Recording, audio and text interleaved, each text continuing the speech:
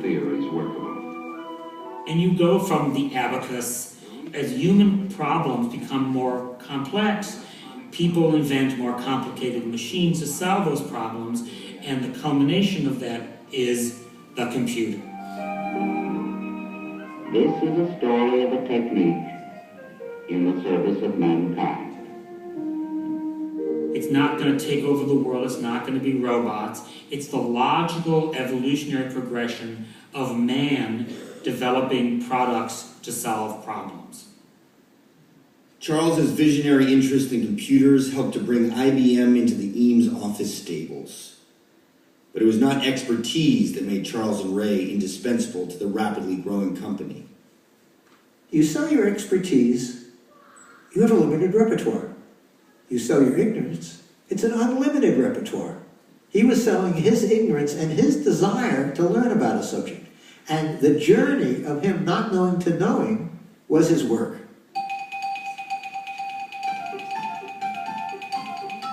Over 2 decades, Charles and Ray would complete dozens of projects, large and small, for IBM. But perhaps the most bold was their pavilion for the 1964 New York World's Fair, a 1.2-acre experimental space celebrating the role of computers in everyday life.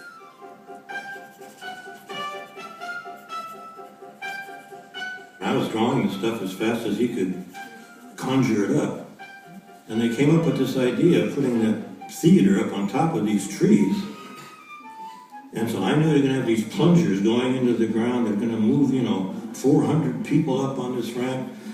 And I knew, as a designer, I knew I was going to have to figure out some way to make all that happen. And he's just so excited about this thing. And then I'm just standing there like that. And I said, Charles, this is just nuts. And he says, yeah, and no one has told us not to do it. For the show in Moscow, they had used 7 screens. But at the IBM Pavilion, there were 22. Charles was very big on making people feel welcome. You don't just get them in an auditorium and show the film. You have a host. But it was very hard. Everything you said not only had to be memorized and rehearsed, but it had to be timed so when you pointed to this screen, what you were talking about appeared on the screen, and the same with that screen and all the others. But the problem was the host had a nervous breakdown. As Charles and Ray's reputation as visual communicators grew, so did their list of corporate clients. N is for navigation equipment, network protectors, nuclear plant control, nuclear reactor plants for surface ships and submarines. Westinghouse, Boeing, and Polaroid all trusted the Eames office to solve their problems.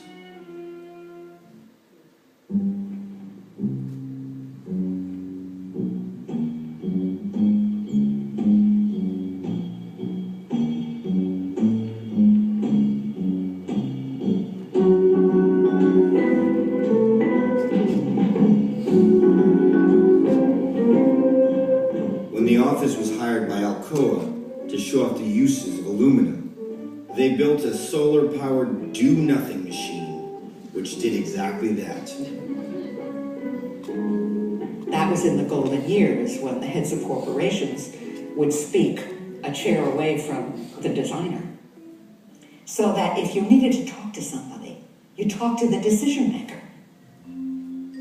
You didn't talk to the manager who talked to a director, who talked to a chief director, who talked to a vice president, who talked to a senior vice president, who talked to an executive vice president, who was allowed to talk to God. Almost never was there a dissenting voice. We trusted his decision-making entirely. So his freedom to do and to explain and to conceive and execute was almost unparalleled.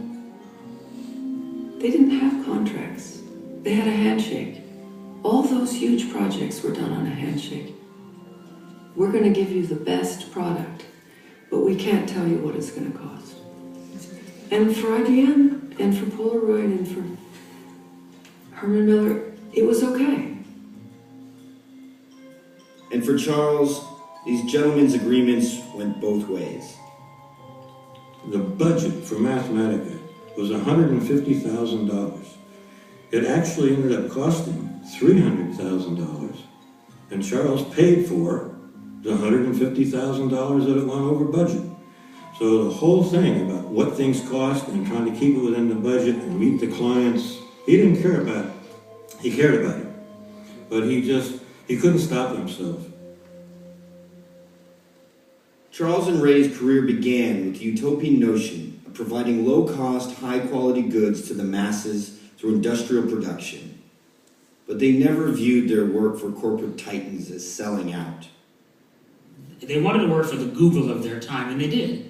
And it allowed them incredible experimentation. And they believed they could have a bigger impact on everyday life by working for the bigger company.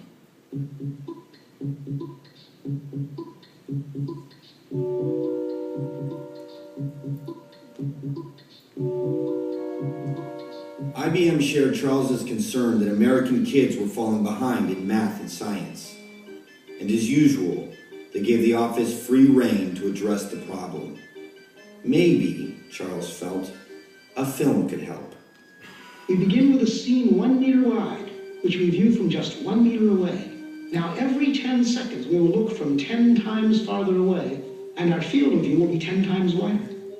Powers of 10 would become the best known of all the Eames films, viewed in countless classrooms and copied freely by filmmakers around the world. Everyone has seen Powers of 10. They may not have seen the version Charles did, but they have seen one of the countless rip-offs of that film. 10 to the 6th, a 1 with 6 zeros, 1,000,000 meters. Soon the Earth will show as a solid sphere. Nobody had done a movie like that. How can you fail doing a cosmic zoom in and out from all that is? And so the concept is all by itself mind-blowing. The trip back to the picnic on the lakefront will be a sped-up version, reducing the distance to the Earth's surface by 1 power of 10 every 2 seconds. There's excessive information, dizzying information. 10 to the 9th meters, 10 to the 8th. Like in a chase sequence in a movie, everything is going by so fast, it forces the observer to choose the information that's truly important, which is the car or the person that is running away from you, i.e. the idea. 1. We are back at our starting point. Eames was aware that, in fact, that this was somewhat dizzying and it wasn't possible to get all of this information across in a single viewing, and that was fine. What he probably didn't know was that he was also looking into the future of audio-visual perception. The pace at which we receive information today is as fast as he was doing back then. As a single proton fills our scene, we reach the edge of present understanding. As time went on, Charles became more and more and more interested in ideas, especially science and mathematics. Ray was less engaged. I mean, I'm no mathematician, and I'm not an architect. I haven't had certain training, so I just try to help in a way that in any way I can. I don't stop to think whether I can. I just go as far as I can. And if I can, I can't. I think Ray may have suffered from a feeling of marginalization because some of those last projects were heavy on ideas and not as heavy on the kind of visual richness that was Ray's forte. She's no longer as instrumental in the entire thing. She can apply an aesthetic, she can dress a set and so on, but she's no longer as central. Ray's exquisite taste, her eye for form and color, made her indispensable to the office. But it could also be a terrible burden.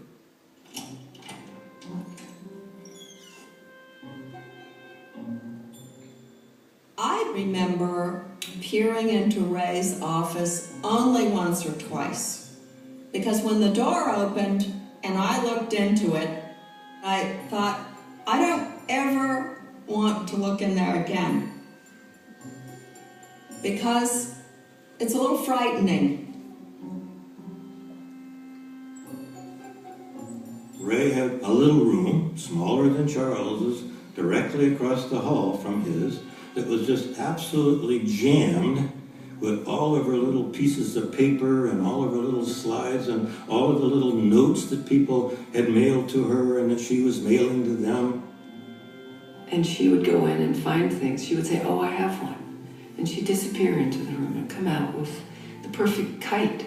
Or she'd go in and find the perfect scarf or something.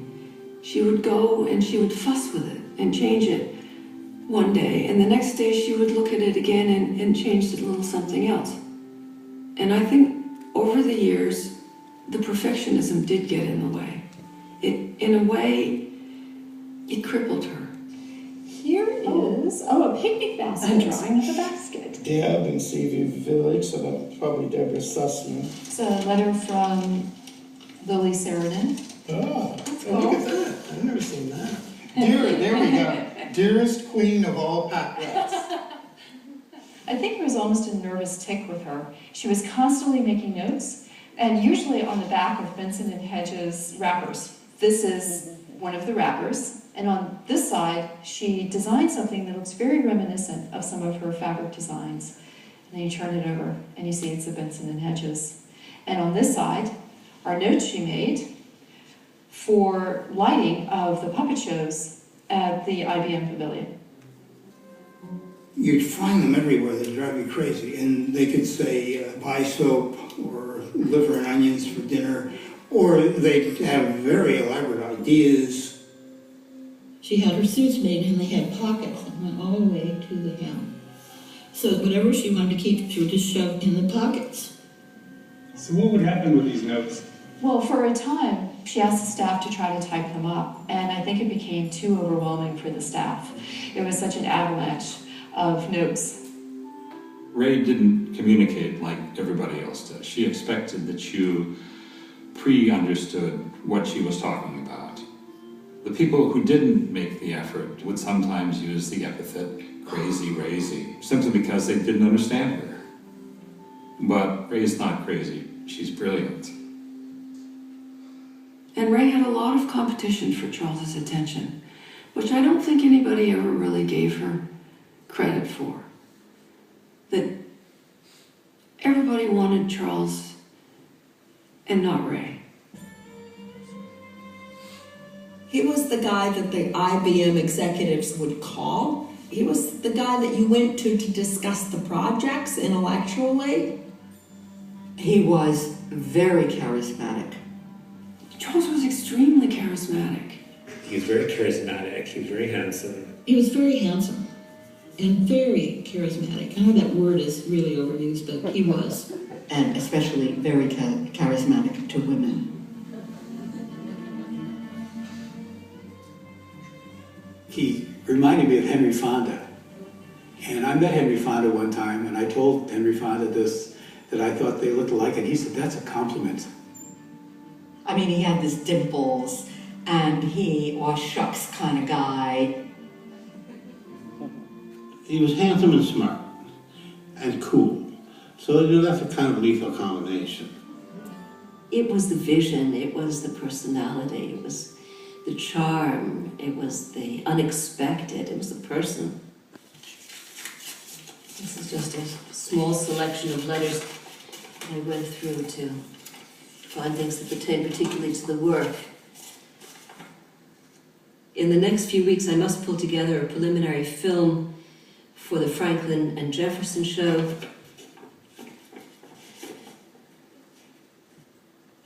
And then the rest is personal.